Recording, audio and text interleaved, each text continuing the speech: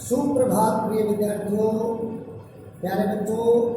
पिछली कक्षा में हमने लेखिका मधुपांक्रिया जी द्वारा रचित साना साना हाथ जोड़ी पाठ के कुछ भाग को विस्तार से पढ़ा था। उम्मीद करता हूँ आपने दोबारा से उसको अच्छे से पढ़ लिया होगा, समझ लिया होगा। आज की कक्षा में हम आगे का भाग पढ़ेंगे। आप सबने ध्यान से सुनना है।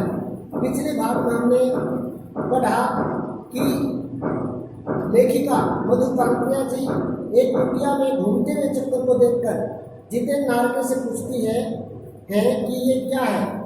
जितेंद्र नार्गे बताते हैं कि यह धर्म चक्र है, यानी प्रेयर व्हील है। यहाँ पर प्रार्थना करने से, इसको घुमाकर प्रार्थना करने से सभी पाप धुल जाते हैं। लेखिका हैरान रह जाती है, क्या ऐसी बात है? चाहे मैदान हो या पहाड़, चाहे एरिया चाहे कैसा भी हो, मैदानी भाग हो या फिर पहाड़ी भाग, विज्ञान ने चाहे कितनी भी उन्नति कर ली हो, विज्ञान के द्वारा इतनी ज़्यादा प्रगति करने के बावजूद भी लोग, इस देश के लोगों की जो आत्माएं हैं वो एक जैसी हैं। सभी लोगों की आस्थाएं, उनके विश्वास, अंधविश्वास, पाप पुण्य की अवधारणाएं और कल्पनाएं सब एक समान हैं। यहाँ तक हमने पढ़ा था। अब आगे देखें। रफ्ता रफ्ता धीरे धीरे हम ऊंचाई की ओर बढ़ने लगे। लेखिका बताते हैं कि हम धीरे धीरे ऊंचाई की तरफ बढ़ने लगे और जैसे जैसे ऊंचाई पर जा रहे थे तो बाजार, लोग और बस्तियां सब हमारे पीछे छूट रहे थे। अब परिदृश्य से चलते चलते स्वेटर बुनती नेपाली युवतियां कहा कि अब उस नज़ारे से, उस दृश्य से, जो हमारे चारों तरफ दृश्य दिखाई दे रहा था, उस दृश्य से क्या क्या गायब हो रहा था। चलते चलते स्वेटर बुनती नेपाली युवतियां, जो चलते चलते स्वेटर बुन रही थी, ऐसी नेपाल की युवतियां और पीठ पर भारी भरकम कार्टून धोते बोने से दिखते बहादुर नेपाली ओझल हो रहे थे। अब क्या हो रहा था, क्या बताते लेखिका कि उस दृश्य से, उस नज़ारे से चलते चलते स्वेटर बुनती हुई युवतियां और बोझ वाले कार्टून ढोते हुए बोने से दिखते नेपाली युवक क्या हो रहे थे? ओझल हो रहे थे, गायब हो रहे थे।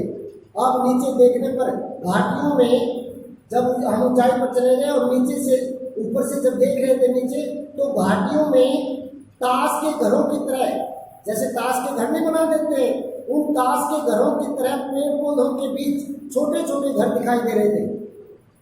उन नीचे घाटियों में पेड़ पौधे थे, पेड़ पौधों के बीच में ही घर थे, ताकि ऊपर से ऊंचाई से देखने पर वो घर ताश के बनाए हुए घर की तरह दिखाई दे रहे थे।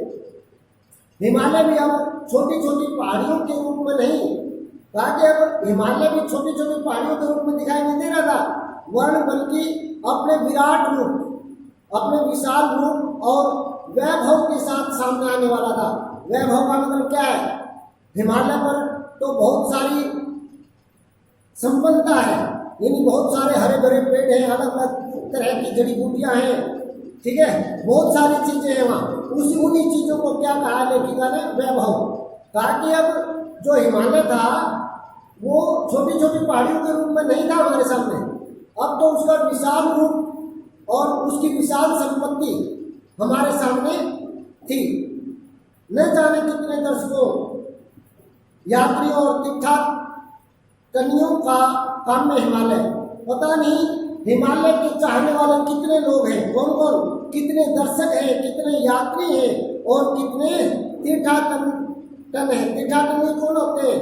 जो तीर्थ यात्रा करने वाले होते हैं। कहा कि उस हिमालय की इच्छा रखने वाले, हिमालय की चाह रखने वाले न जाने कितने दर्शक और कितने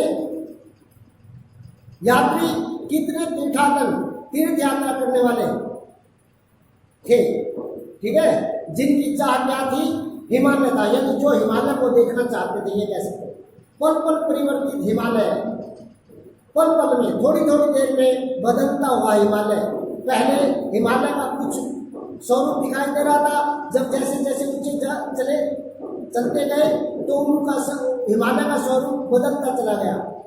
और देखते देखते क्या हो गया, रास्ते वीरान, संकरे संकरे होते कम चौड़े, भीड़े कह सकते हैं, और जलेबी की तरह घुमावदार होने लगे।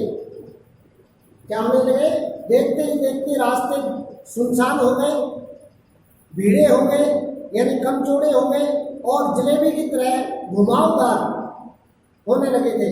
हिमालय बड़ा होते होते विशाल काय होने लगा, धीरे धीरे बड़ा होते होते विशाल काय बन गया।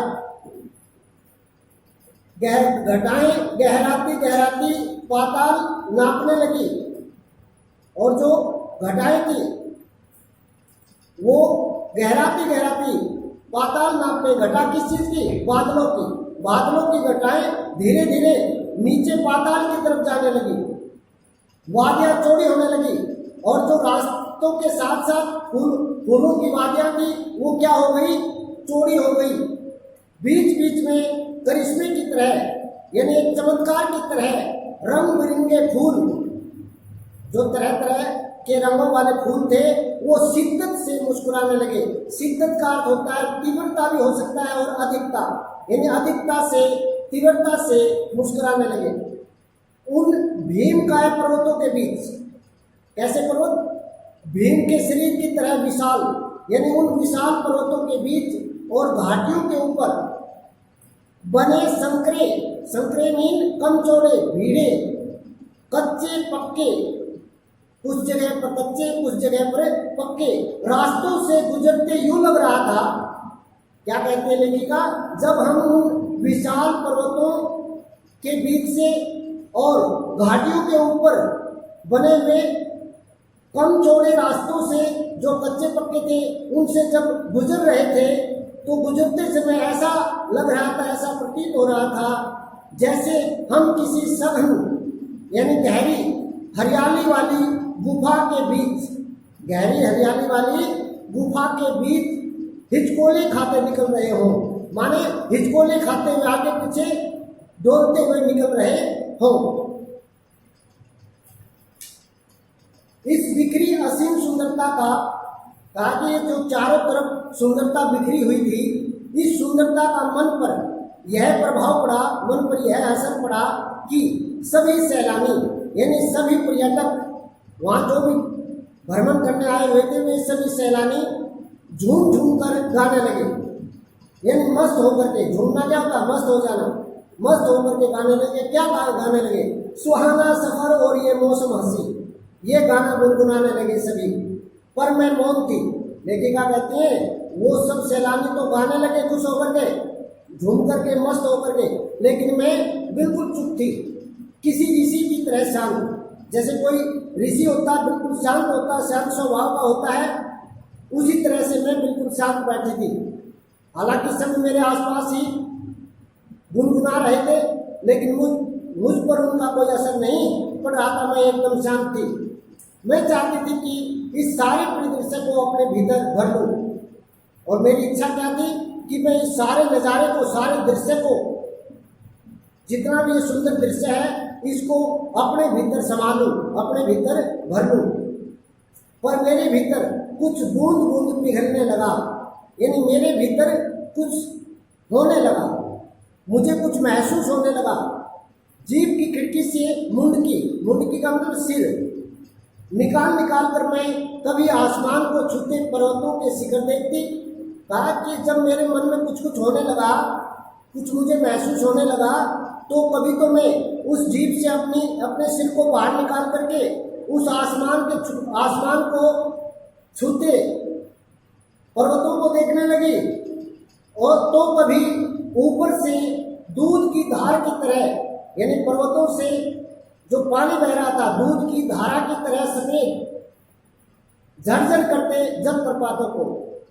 क्या क्या देख रही थी मैं, जीप की खिड़की से अपने सिर को बाहर निकाल करके आसमान को छूने वाले पर्वतों को देख रही थी, पहाड़ों को देख रही थी, और उन पहाड़ों से जो झरने गिर रहे थे, जिनका पानी ऐसे लग रहा था जैसे कि दूध हो, ऐसे उन झरनों को मैं देख रही थी। तो कभी नीचे चिकने चिकने गुलाबी पत्थरों के बीच, और क्या देख रही थी, कभी नीचे चिकने चिकने गुलाबी पत्थरों के बीच इठला इठला कर बहती, यानी मचल करके बहती हुई, उछल कूद करती हुई, चांदी की तरह कौंद मारती, यानी चांदी की तरह चमकती हुई बनी ठनी तीस्ता नदी को, यानी सुंदर उस तीस्ता नदी को देख रही थी, जो क्या कर रही थी, चिकने चिकने गुलाबी पत्थरों के बीच में मचल करके उछल कूद करती हुई और चांदी की तरह चमक मारती हुई, चमकती हुई बनी ठनी का मतलब है सुंदर तीस्ता नदी को देख रही थी। सिलीगुड़ी से ही हमारे साथ थी यह तीस्ता नदी। लेखिका बताते हैं जो ये तीस्ता नदी थी, ये सिलीगुड़ी से ही हमारे साथ चली थी, यानी वहीं से निकली थी, पर यहाँ उसका सौंदर्य पराकाष्ठा पर था। काम वहां जहां से ये चली उस वहां पर सुंदरता यहाँ के अपेक्षा कम थी। यहाँ पर तो इस तीस्ता नदी की सुंदरता चरम सीमा पर थी। पराकाष्ठा होती है चरम सीमा। इतनी खूबसूरत नदी मैंने पहली बार देखी थी। कहा कि इतनी सुंदर नदी को मैंने पहली बार देखा था। मैं रोमांचित थी, यानी मेरे रोए रोए खड़े हो गए थे इसकी सुंदरता को देख करके। पुलकित थी, प्रसन्न थी। पुलकित क्या होता है? प्रसन्न। और रोमांचित होता है रोंगटे खड़े हो जाना खुशी के मारे। चिड़िया के पंखों की तरह हल्की थी, और मैं चिड़िया के जिस तरह से पंख हल्के होते हैं और चिड़िया उड़ती है, ठीक उसी तरह से मैं भी चिड़िया के पंखों की भांति हल्की हो गई थी। कहने का भाव क्या है? मैं भी खुशी के मारे पंख लगाकर आसमान में उड़ना चाहती थी। मेरे नरपति मेरे विशाल, मैंने हिमालय को सलामी देनी चाहिए थी, तभी जीप एक जगह रुकी। लेखिका बताती हैं कि मैंने उस हिमालय को सलाम करना चाहा, सैल्यूट करना चाहा। क्या कह करके? मेरे नरपति मेरे विशाल कह करके। नरपति क्या होता है? पर्वतों का स्वामी। विशाल क्योंकि उनका स्वरूप, हिमालय का स्वरूप जो था विशाल था, इसलिए उसे विशाल बोला है। मेरे नरपति मेरे विशाल कह करके मैंने हिमालय को सलामी देना चाहिए। तभी क्या हुआ, हमारी जो जीप थी वो एक जगह पर रुक गई, और जहाँ पर रुकी वहाँ पर मैं क्या देखती हूँ, तो देखो खूब ऊंचाई से पूरी वेग के साथ, यानी पूरी ऊंचाई से पूरी तीव्रता के साथ, तेजी के साथ, ऊपर शिखरों के भी शिखर से, यानी बहुत ज़्यादा ऊंचाई से, शिखरों के भी शिखर का मतलब है बहुत ज़्यादा ऊंचाई से गिरता हुआ फेन उगलता, यानी झाग उगलता हुआ झरना था, यानी झरना देखा। इसका नाम था, उस झरने का क्या नाम था बेटे? Seven sisters waterfall.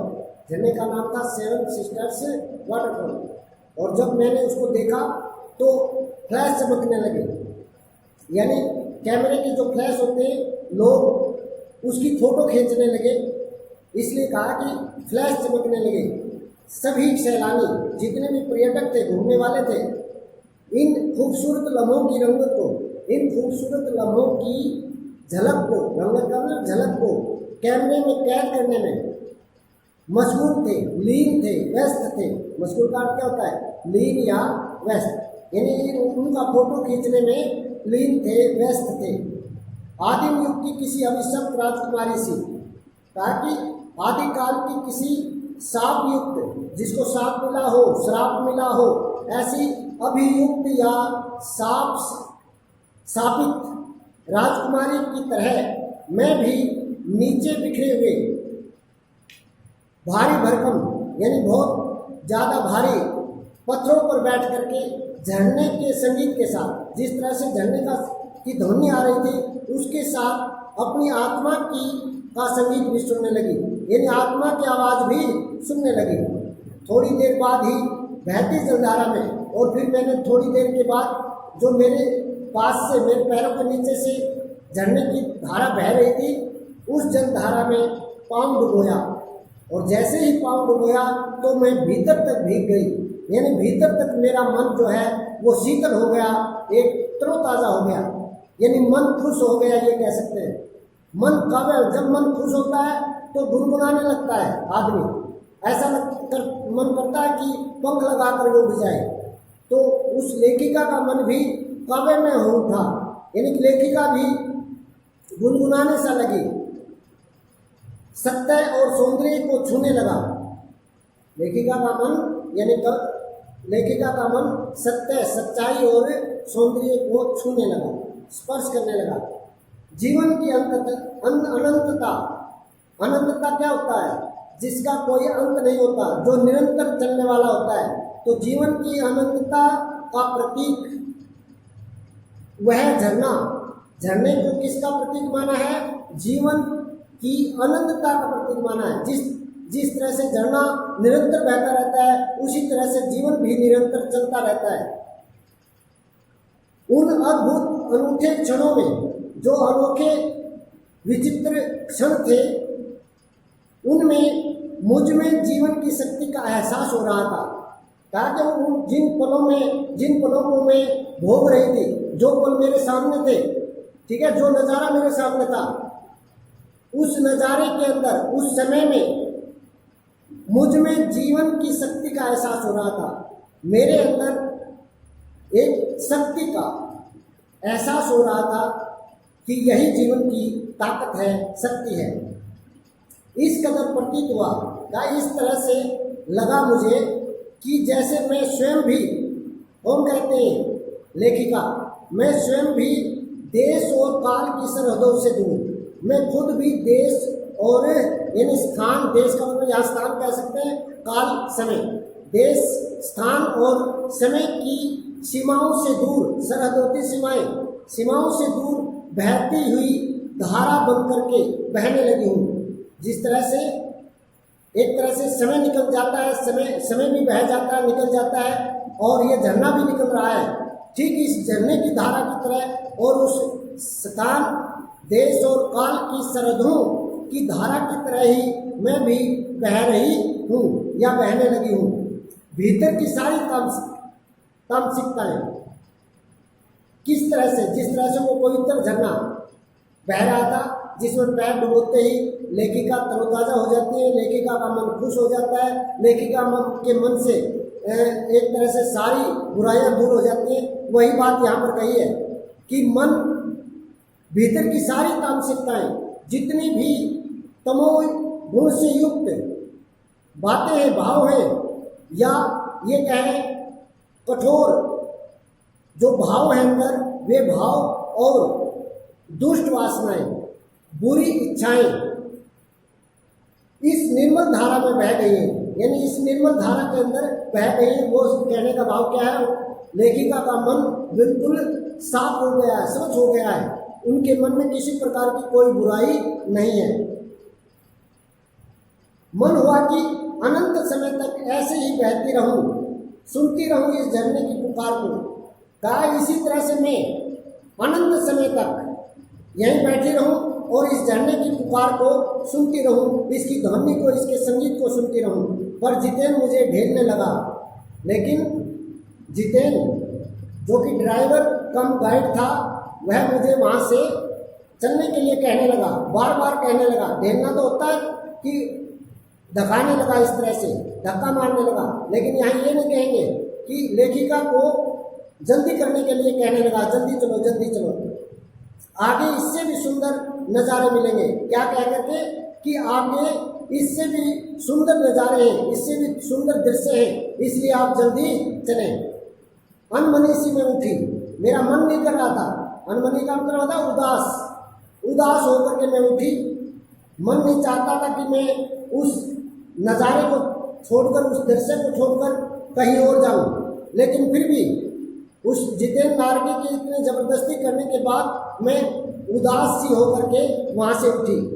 थोड़ी देर बाद ही फिर वही नज़ारे आँखों और आत्मा को सुख देने वाले, थोड़ी देर के बाद वैसे ही दृश्य देखे जिससे आत्मा और आँखों को क्या मिले?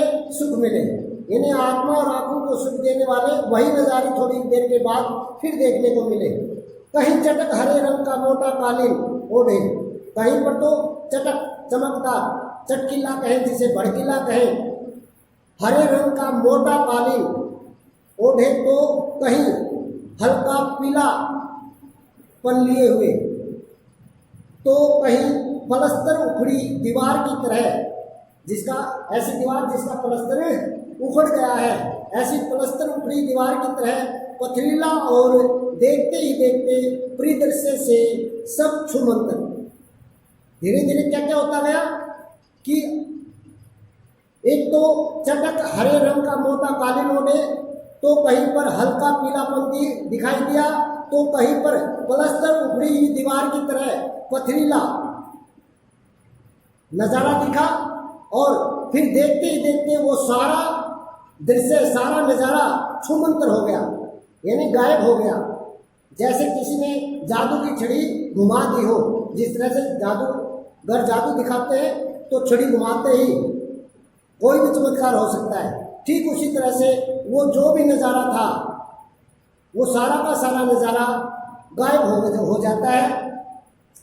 सब पर बादलों की एक मोटी चादर, यानी जितना नज़ारा था, जितना सुंदर दृश्य था, उस पर एक बादलों की मोटी चादर सी छा जाती है, यानी बादल छा जाते हैं। कहने का भाव ये है, सब कुछ बादल में, यानी चारों तरफ बादल ही बादल दिखाई देते हैं। आज की कक्षा में इस पाठ का इतना ही भाग पढ़ेंगे, बाकी का अगली कक्षा में पढ़ा जाएगा। ये जितना भी पढ़ाया है अब तक, ये सारा का सारा आपने दोबारा से ध्यानपूर्वक पढ़ना है, समझना है। धन्यवाद।